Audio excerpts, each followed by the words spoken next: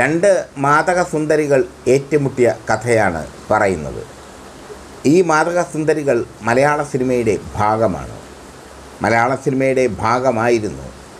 മാത്രമല്ല ഇപ്പോഴും അവരുടെ ചിത്രങ്ങൾക്ക് മാർക്കറ്റുണ്ട്. അവർ പരസ്പരം മത്സരിച്ച് അഭിനയിച്ച തമ്പുരാട്ടി എന്ന ചിത്രത്തിന് വലിയ മാർക്കറ്റാണ്. ഇതിലെ കഥാനായികമാർ പ്രമീളയും റീനയുമാണ്. ഭരതൻ്റെ ആരവത്തിലൂടെ കൗമാരപ്രായത്തിൽ തന്നെ അഭിനയരംഗത്തേക്കിറങ്ങിയ നടിയാണ് പ്രമീള.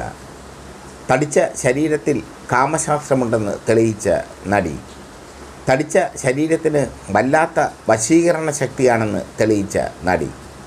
ചുക്ക് എന്ന ചിത്രത്തിലൂടെയാണ് റീന കടന്നു വന്നത്. ചട്ടക്കാരിയിലൂടെ ഗ്ലാമർ വേഷം ചെയ്തു. പിന്നീട് തമ്പുരാട്ടിയിലെത്തിയപ്പോൾ പ്രമീളയെ വെല്ലുവിളിച്ചു. തമ്പുരാട്ടി പ്രമീളയും റീനയും ഒരുമിച്ച് അഭിനയിച്ച ചിത്രമാണ്. വിൻസെൻ്റാണ് ഈ ചിത്രത്തിലെ നായകൻ. തമ്പുരാട്ടി വൻ പബ്ലിസിറ്റിയോടുകൂടിയാണ് ഇറങ്ങിയത്. പ്രമീളയുടെയും റീനയുടെയും നഗ്നതാ പ്രദർശനമായിരുന്നു തമ്പുരാട്ടിയുടെ പ്രത്യേകത.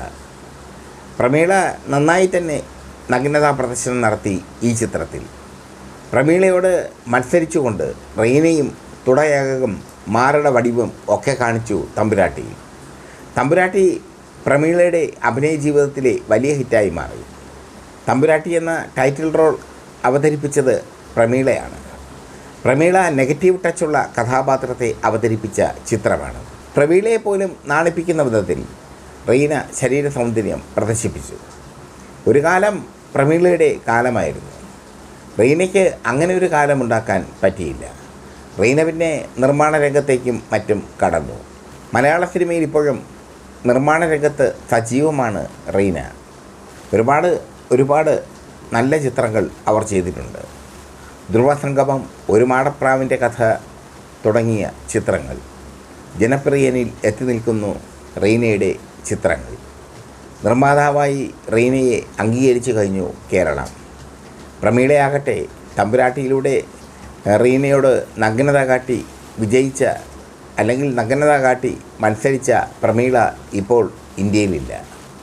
അവർ വിദേശിയായ ബിസിനസ്സുകാരനെ കല്യാണം കഴിച്ച് സസന്തോഷം വാഴുന്നു. ഇനിയൊരു തിരിച്ചുവരവ് മലയാള സിനിമയിൽ അവർ ആഗ്രഹിക്കുന്നില്ല. റീനയാകട്ടെ മലയാള സിനിമയിൽ ഇടയ്ക്കിടയ്ക്ക് മുഖം കാട്ടി പോകുന്നു.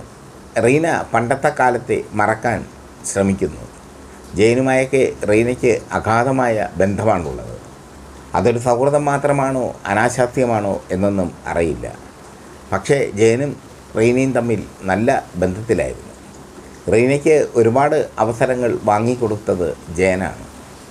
അതുപോലെ തന്നെ പ്രമീളയുടെ കല്ല് കാർത്തിയായനി എന്ന ചിത്രത്തിൽ, പ്രമീള നായികയായ കല്ല് കാർത്തിയായനി എന്ന ചിത്രത്തിൽ ജയൻ ചെയ്ത വേഷവും ശ്രദ്ധേയമാണ്. ജയൻ്റെ അഭിനയ ജീവിതത്തിലെ ശ്രദ്ധേയമായ വേഷം, കല്ല് കാർത്തിയായനിയുടെ കാമുകനായ യുവാവിൻ്റെ വേഷം. പക്ഷേ ആ ചിത്രത്തിൽ ജയൻ അഭിനയിച്ചെങ്കിലും അടിമുടി നിറഞ്ഞു നിന്നത് നായികയായ കല്ല് കാർത്തിയായനിയാണ്. കല്ല് കാർത്തിയായനി എന്ന ചിത്രത്തെ ഇപ്പോഴും പ്രമീള ഓർക്കുന്നു. തമ്പുരാട്ടിയെക്കാളും പ്രമീള അഭിമാനിക്കുന്നത് കല്ല് കാർത്തിയായനിയിൽ ജയൻ്റെ നായികയായി അഭിനയിച്ച ആ ഒരു ഭാഗ്യത്തെ കുറിച്ചാണ്. ജയനെ ഒരുപാട് ഇഷ്ടമായിരുന്നു പ്രമീളയ്ക്ക്. ജയനും പ്രമീളയും തമ്മിൽ നല്ല സൗഹൃദമുണ്ടായിരുന്നു. അതുകൊണ്ടാണ് വെള്ളിത്തിരയിൽ സൂപ്പർ സ്റ്റാറായി നിൽക്കുമ്പോൾ പ്രമീള നായികയായ ചിത്രത്തിൽ നായക വേഷത്തിൽ ജയൻ വന്നു പോയത്. ജയന് കല്ല് കാർത്തിയായനിയിൽ ഒന്നും ചെയ്യാനില്ലായിരുന്നു. പ്രമീളയായിരുന്നു അതിൻ്റെ നാഡിയും ഞരമ്പും, ആ ചിത്രത്തിൻ്റെ നാഡിയും ഞരമ്പും.